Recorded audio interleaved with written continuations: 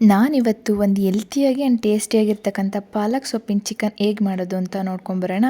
ಪಾಲಕ್ನಲ್ಲಿ ಜಾಸ್ತಿ ಫೈಬರ್ ಅಂಶ ಇರೋದ್ರಿಂದ ಡೈಜೆಷನ್ಗೆ ತುಂಬ ಚೆನ್ನಾಗಿ ಹೆಲ್ಪ್ ಆಗುತ್ತೆ. ಮಾಡ್ಕೊತೀನಿ. ಮೊದಲಿಗೆ 1 kg ಚಿಕನ್ ತೊಗೊಂಡು ನೀಟಾಗಿ ತೊಳೆದೆತ್ತಿಟ್ಕೊಂಡು ಅದಕ್ಕೊಂದು 2 ಸ್ಪೂನ್ ಮೊಸರು ಹಾಕ್ಕೊಂಡು ಮ್ಯಾರಿನೇಟ್ ಮಾಡಿ ಇಡ್ತೀನಿ ಸೈಡಿಗೆ. ನೆಕ್ಸ್ಟ್ ಒಂದು ಕಟ್ ಪಾಲಕ್ ಸೊಪ್ಪನ್ನ ನೀಟಾಗಿ ತೊಳೆದು ಎತ್ತಿಟ್ಕೊಂಡಿದ್ದೀನಿ ಗೈಸ್. ನೆಕ್ಸ್ಟ್ ಒಂದು ಪಾತ್ರೆಗೆ ಒಂದು ಸ್ವಲ್ಪ ನೀರು ಹಾಕಿಟ್ಟು ಅದನ್ನು ಪಾಲಕ್ ಸೊಪ್ಪನ್ನ ಬೇಯಕ್ಕೆ ಇಡ್ತೀನಿ. ಒಂದು 5 ನಿಮಿಷ ಬೇಯಿಸಿದ್ರೆ ಸಾಕಾಗುತ್ತೆ. ಪಾಲಕ್ ಸೊಪ್ಪು ತುಂಬ ಟೈಮ್ ಏನು ತೊಗೊಳ್ಳಲ್ಲ. ಚೆನ್ನಾಗಿ ಬೇಯಿಸೆಲ್ಲ ಬೆಂದ ಮೇಲೆ ಅದನ್ನು ಒಂದು ನೀಟಾಗಿ ಈ ಥರ ಎಲ್ಲ ಮಿಕ್ಸ್ ಮಾಡಿ ಬೇಯಿಸಬೇಕಾಗುತ್ತೆ. 5 ನಿಮಿಷ ಬೇಯಿಸಿ ಸಾಕು. ಅದನ್ನೊಂದು ಜಾಲರಿಗೆ ಹಾಕ್ಕೊಂಡು ಬಸ್ಕೊಂಡು ಎತ್ತಿಟ್ಕೊತಿದ್ದೀನಿ. ಸೊಪ್ಪನ್ನ ನೀಟಾಗಿ ಆರಕ್ಕೆ ಬಿಡಬೇಕು, ಅದನ್ನು ರುಬ್ಕೊಬೇಕಾಗುತ್ತಲ್ಲ ಅದನ್ನು. ಸೊ ಆರಕ್ಕೆ ಬಿಡಿ. ನೆಕ್ಸ್ಟು ಒಂದು ಪಾತ್ರೆಗೆ, ಒಂದು ಕುಕ್ಕರಿಗೆ ನಾವೇನು ಮಾಡ್ತೀವೋ ಚಿಕನ್ನು, ಅದೊಂದು ಪಾತ್ರೆಗೆ ಒಂದು 4 ಸ್ಪೂನಷ್ಟು ಆಯಿಲ್ ಹಾಕ್ಕೊತಿದ್ದೀನಿ. ಈ ಥರ ಆಯಿಲ್ ಹಾಕ್ಕೊಳ್ಳಿ. ನಾವು ರೆಗ್ಯುಲರಾಗಿ ಮಾಮೂಲಿ ನಾವು ಡೈಲಿ ಯೂಸ್ ಮಾಡೋವಂಥದ್ದು ಆಲಿವ್ ಆಯಿಲು. ಸೊ ಈ ಆಯಿಲ್ನೇ ನಾವು ರೆಗ್ಯುಲರಾಗಿ ಯೂಸ್ ಮಾಡೋದು. ನಾನು ಒಂದು 4 ಸ್ಪೂನ್ ಆಲಿವ್ ಆಯಿಲ್ನ ಹಾಕ್ಕೊಂಡಿದ್ದೀನಿ. ನೆಕ್ಸ್ಟು ಅದೇ ಆಯಿಲೆಲ್ಲ ಹಾಕಾದ್ಮೇಲೆ ಚಕ್ಕೆ, ಲವಂಗ, ಏಲಕ್ಕಿ, ಒಂದು ಪಲಾವ್ ಎಲೆ, ಈ 4 ಐಟಮ್ನು ಹಾಕಿ ಫ್ರೈ ಮಾಡಿಕೊಂಡು ಒಂದು 2 ಈರುಳ್ಳಿ ಕಟ್ ಮಾಡ್ಕೊಂಡಿದ್ದೀನಿ. ಅದನ್ನು ಕೂಡ ಸಣ್ಣ ಸಣ್ಣದಾಗಿ ಕಟ್ ಮಾಡ್ಕೋಬೇಕಾಗುತ್ತೆ. ಅದನ್ನು ಕೂಡ ಹಾಕಿ ಚೆನ್ನಾಗಿ ಫ್ರೈ ಮಾಡ್ಕೊಳ್ಳಿ. ನೆಕ್ಸ್ಟು 1 ಸ್ಪೂನ್ ಉಪ್ಪು ಹಾಕ್ಕೊಳ್ಳಿ, ಬೇಗ ಈರುಳ್ಳಿ ಫ್ರೈ ಆಗುತ್ತೆ. ಇಷ್ಟನ್ನು ಹಾಕ್ಕೊಂಡು ಚೆನ್ನಾಗಿ ಫ್ರೈ ಮಾಡಿಕೊಂಡು ನೆಕ್ಸ್ಟ್ ನಾವು ಮಿಕ್ಸ್ ಮಾಡಿ ಎತ್ತಿಟ್ಕೊಂಡಿದ್ವಲ್ಲ ಮೊಸರನ್ನ, ಆ ಚಿಕನ್ ಹಾಕಿ ಇಷ್ಟನ್ನು ಈರುಳ್ಳಿ ಜೊತೆಗೆ ಮಿಕ್ಸ್ ಮಾಡಿ ಗೈಸ್. ಇಷ್ಟು ಎಲ್ಲ ನೀಟಾಗಿ ಮಿಕ್ಸ್ ಎಲ್ಲ ಆದಮೇಲೆ ಇದಕ್ಕೆ ಒಂದು ಅರ್ಧ ಸ್ಪೂನಷ್ಟು ಅರಿಶಿನದ ಪುಡಿ ಹಾಕಿ ನೀಟಾಗಿ ಚಿಕನ್ನ ಬೇಯಕ್ಕೆ ಬಿಡಿ.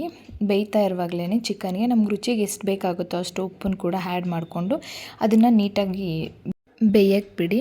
ನಾವು ಬಸ್ಕೊಂಡು ಆರಿಸ್ಕೊಂಡಿದ್ವಲ್ಲ ಪಾಲಕ್ ಸೊಪ್ಪು ಜೊತೆಗೆ 2 ಬೆಳ್ಳುಳ್ಳಿ, 1 ಇಂಚ್ ಶುಂಠಿ, 1 ಟೊಮ್ಯಾಟೊ, ಒಂದು ಸ್ವಲ್ಪ ಚಕ್ಕೆ, ಲವಂಗ ಮತ್ತು ಮೆಣಸು, 1 ಸ್ಪೂನ್ ಮೆಣಸು, ಕೊತ್ತಂಬರಿ, ಪುದೀನ ಇಷ್ಟನ್ನು ಆ್ಯಡ್ ಮಾಡಿ ಒಂದು 4ರಿಂದ 5 ಹಸಿಮೆಣ್ಸಿನ್ಕಾಯಿ ಕೂಡ ಆ್ಯಡ್ ಮಾಡ್ಕೊಳ್ಳಿ ಗೈಸ್. ಹಸಿಮೆಣ್ಸಿನ್ಕಾಯಿ ಇಷ್ಟನ್ನು ಆ್ಯಡ್ ಮಾಡಿಕೊಂಡು ನಮ್ಗೆ ರುಚಿಗೆ ತಕ್ಕಷ್ಟು ಖಾರ ಆ್ಯಡ್ ಮಾಡಿಕೊಂಡು ಅದನ್ನು ರುಬ್ಕೊಂಬರ್ಬೇಕಾಗುತ್ತೆ.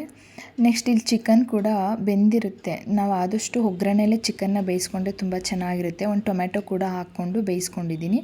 ನೆಕ್ಸ್ಟ್ ಒಂದು 3/4% ಚಿಕನ್ ಬೆಂದಿದ್ದಕ್ಕೆ ನಾವು ರುಬ್ಬಿರೋ ಅಂಥ ಮಿಶ್ರಣನ ಆ್ಯಡ್ ಮಾಡಿ ನಾವು ಚೆನ್ನಾಗಿ ಮಿಕ್ಸ್ ಕೊಡಬೇಕಾಗುತ್ತೆ ಗೈಸ್.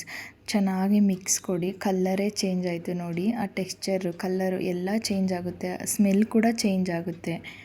ಈ ಥರ ಚಿಕನ್ ಎಣ್ಣೆ ಬಿಡೋ ತನಕ ಬೇಯಿಸ್ಕೊಂಡ್ರೆ ಪಾಲಕ್ ಚಿಕನ್ ರೆಡಿ ಆಗುತ್ತೆ.